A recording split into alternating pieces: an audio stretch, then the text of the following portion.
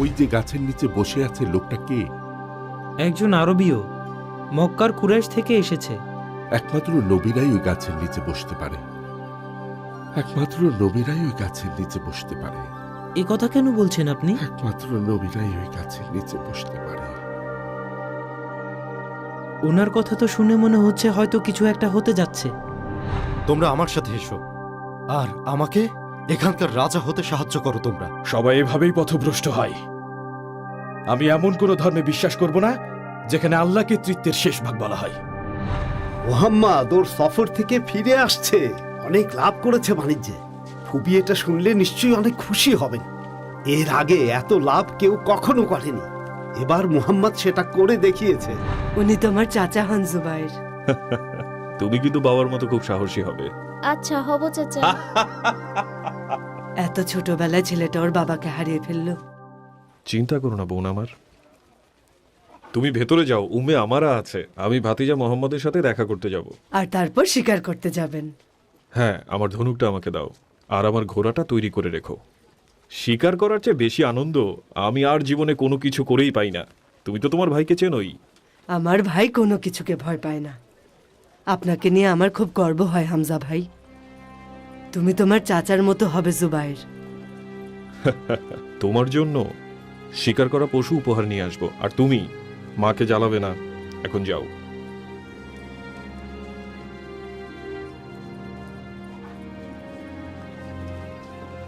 বলুন ইবনে আবি কুহাফা, আপনার বন্ধু মুহাম্মদ কেন হুমুসের বিরুদ্ধে গেল? আপনি তো জানেন কুরাইশদের মুখের কথার দাম কত, তবুও কেন এটা করলো? শোনো উতবা, আবু বকরকে হুমুসের এই ব্যাপারে কিছু জিজ্ঞেস করার আগে একটা বিষয় কি তুমি খেয়াল করেছ? মুহাম্মাদের মধ্যে অন্যরকম একটা বিষয় আছে। হ্যাঁ। রাব্বিল কাবার শপথ করে বলছি, বলুন আবু বকর। আমরা সবাই কুরাইশ বংশের আর আমরা সবাই একে অপরকে চিনি।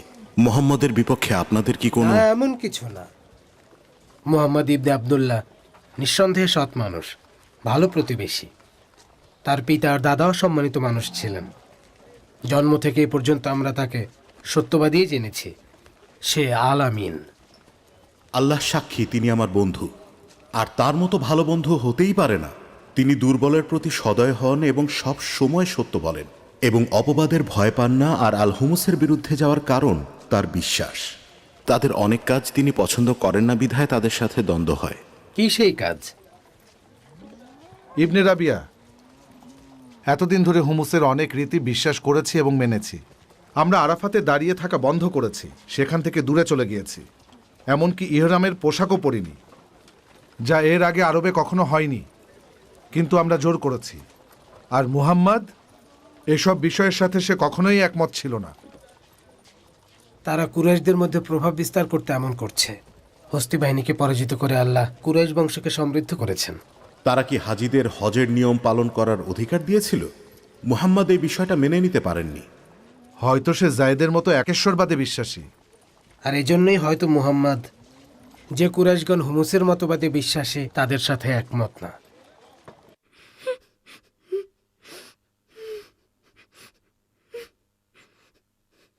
তুমি কাঁদছো কেন বারাকা?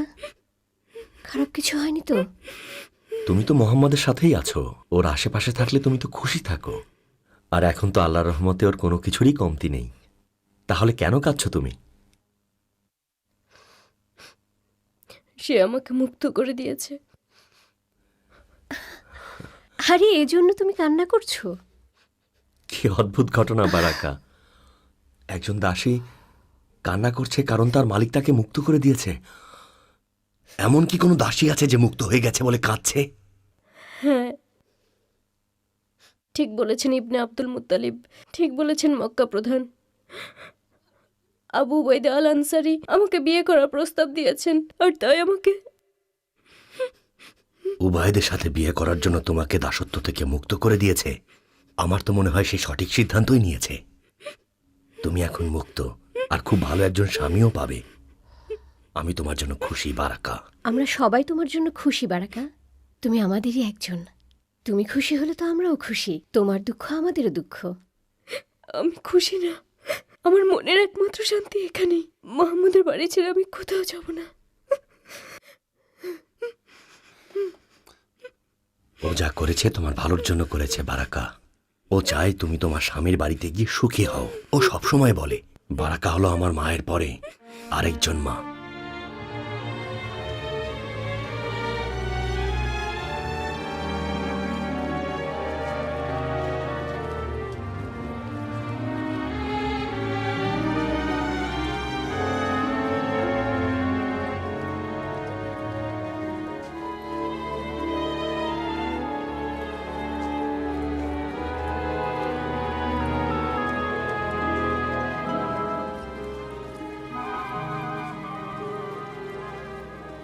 স্বাগতম, স্বাগতম হাকিম, স্বাগতম আমার বন্ধু হাকিম।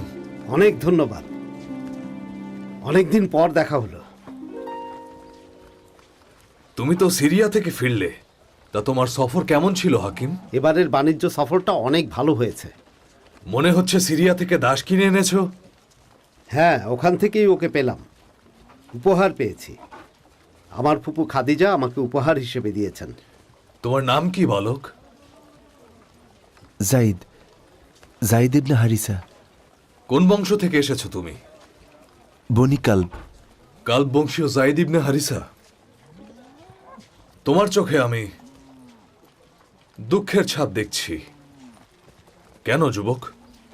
যদি দাস হওয়ার জন্য তোমার দুঃখ হয়ে থাকে তাহলে তুমি জেনে রেখো, এনার চেয়ে ভালো মালিক তুমি আর কখনো কোথাও পাবে না। একদম ঠিক বলেছ তুমি। আশা করি আমার বন্ধুর কথা শুনে তুমি কিছুটা আশ্বস্ত হয়েছ। তোমাকে আমি এমন একজনের বাড়িতে পাঠাবো যিনি কুরাইশ এবং আরবের সবচেয়ে অমায়িক মহিলা। আচ্ছা হাকিম, এখন আমি আসি, রাতে অবশ্যই দেখা হবে। ঠিক আছে, আমারও এখন বাড়িতে গিয়ে বিশ্রাম করা দরকার।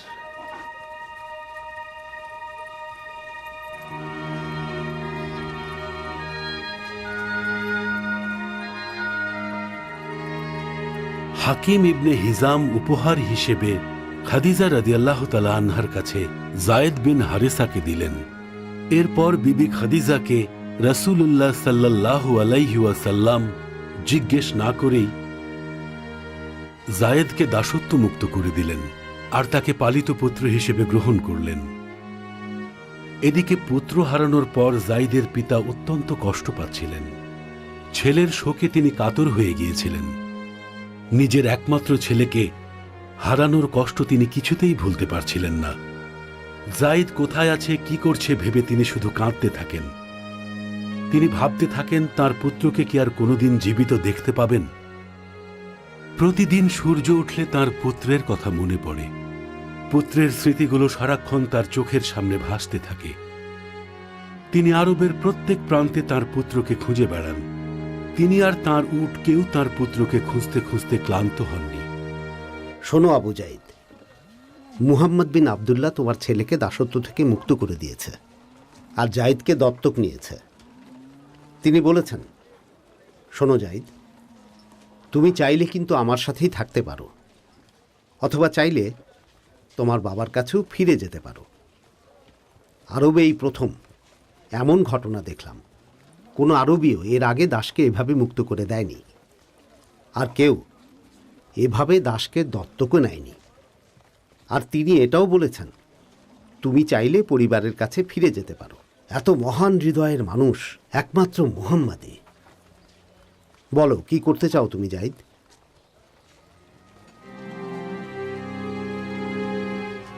এখন আমি মুহাম্মদ ইবনে আবদুল্লাহর কাছে থাকতে চাই। তিনি আমাকে মুক্ত করেছেন আর তিনি আমাকে ঠিক নিজের পুত্রের মতোই রেখেছেন। আমি তার কাছ থেকে দূরে যেতে পারবো না। আমাকে ক্ষমা করুন আব্বা।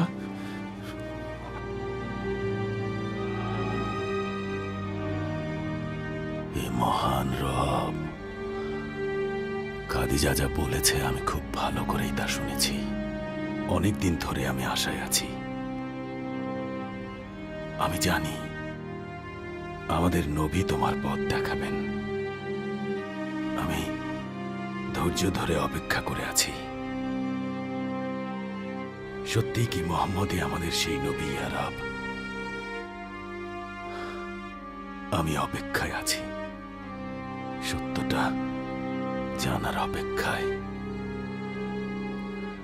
নিশ্চয় আসবেন, বার্তা নিয়ে আসবেন।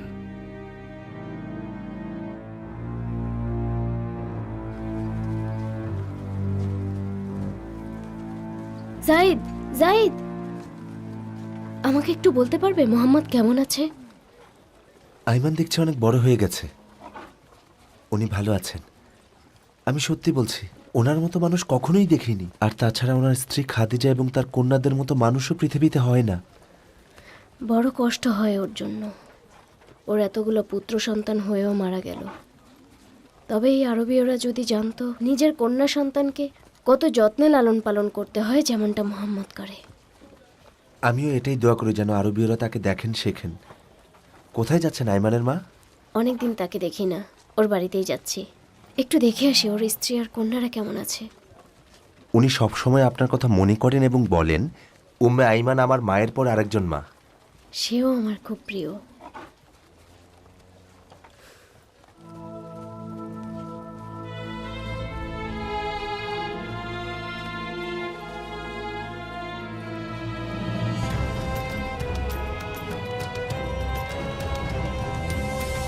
কে কোথায় আছেন সবাই শুনুন। কাবার ধন চুরি করে নিয়ে গেছে। কাবার সম্পদ ওরা চুরি করে নিয়ে গেছে। কাবার ধন চুরি হয়ে গেছে। কুরাইশের মানুষেরা কে কোথায় আছেন সবাই চলে আসুন। কাবার ধন চুরি হয়ে গেছে। এদিকে আসুন কোথায় আপনারা? কুরাইশের দল সবাই আসুন। কাবার ধন চুরি হয়ে গেছে। কাবার ধন চুরি হয়ে গেছে। ওদেরকে খুঁজে বের করতে হবে। কে কোথায় আছেন সবাই আসুন। কেউ ঘরে থাকবেন না, সবাই আসুন। কেউ ঘরে বসে থাকবেন না, সবাই আসুন। কাবার ধন চুরি করেছো তোমরা? এত স্পর্ধা! কাবা ঘরে ঢোকার সাহস কোথায় পেলে তোমরা?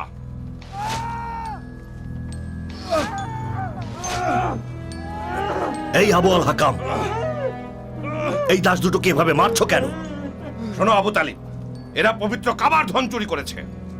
কাবার সম্পদ দুয়াইকের কাছে পাওয়া গেছে। সে মালে গোত্রের ইবনে আমর আল খুজাইর দাস। কি বললে? আমি ঠিকই বলেছি আবু হাকাম। আর তুমি এখানে জনসম্মুখে দাসদের এভাবে অত্যাচার করছো, সত্যটা পর্যন্ত জানো না। যে কোনো ধর্মে এবং নীতিতে এটা কিন্তু অন্যায়। কোথায় যাচ্ছ? আমি বৈঠকে যাচ্ছি।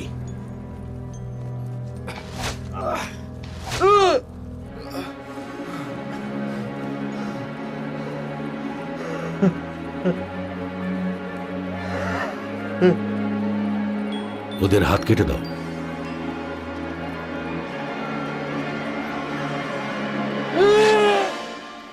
শুনুন সম্মানিত কুরাইশগণ, আপনারা যারা এখানে এসেছেন সবাই আরবের গণ্যমান্য ব্যক্তি এবং পবিত্র কাবার প্রতিবেশী। আমাদের এখানে সমগ্র আরব থেকে মানুষ আসে হজ করার জন্য। তারা এখানে এসে কুরবানি করে, তাছাড়া অনেকে ব্যবসা বাণিজ্য করে, কিন্তু সবার মধ্যে আপনারা সর্বোত্তম। আমি জিজ্ঞেস করছি, আমরা কুরাইশগণ সকলে মিলে কি সবার সম্মিলিত প্রচেষ্টায় পবিত্র কাবাঘরকে রক্ষা করতে পারি না? বলুন আপনারা। এই চোরদের হাত থেকে রক্ষা করার দায়িত্ব আমাদের সকলের। প্রতিবার এভাবে চুরি করার পর হাত কেটে নেওয়ার চেয়ে আগে থেকে রক্ষা করাই কি ভালো নয়? তুমি তাহলে বলো কি করা উচিত আবু তালিব? তুমিই বলো কি করলে ভালো হয় আবু তালিব। এই যে উতবা ইবনে রাবিয়া, তুমি কিছু বলো। আপনি যা বলছেন একদম ঠিক আবু তালিব। পবিত্র কাবাকে এভাবে রাখাটা ঠিক না, সমাধান ভাবা উচিত। আমি আসলে বলতে চাই, পবিত্র কাবাকে সংস্কার করতে হবে। কি বললে? তুমি বলছো কাবার দেয়াল ভেঙে আবার নতুন করে বানাবো? হতে পারে না আবু তালিব। কেন নয় বলুন কুরাইশগণ। যদি আমাদের উদ্দেশ্য মহৎ হয়ে থাকে, সংস্কার করতে সমস্যা কোথায়?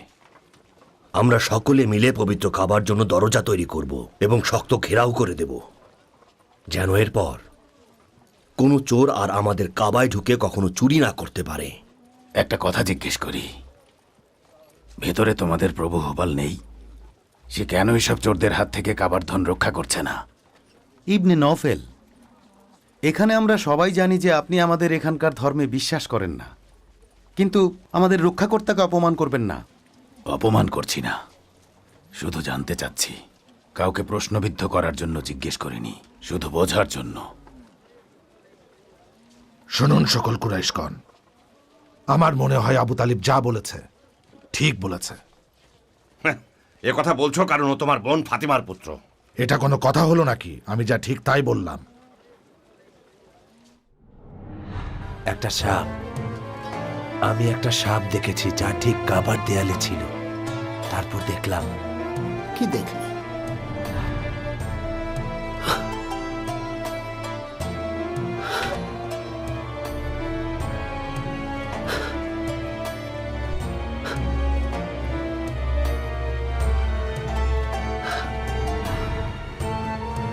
আমি কাবার একটা পাশ ভেঙে ফেলেছি।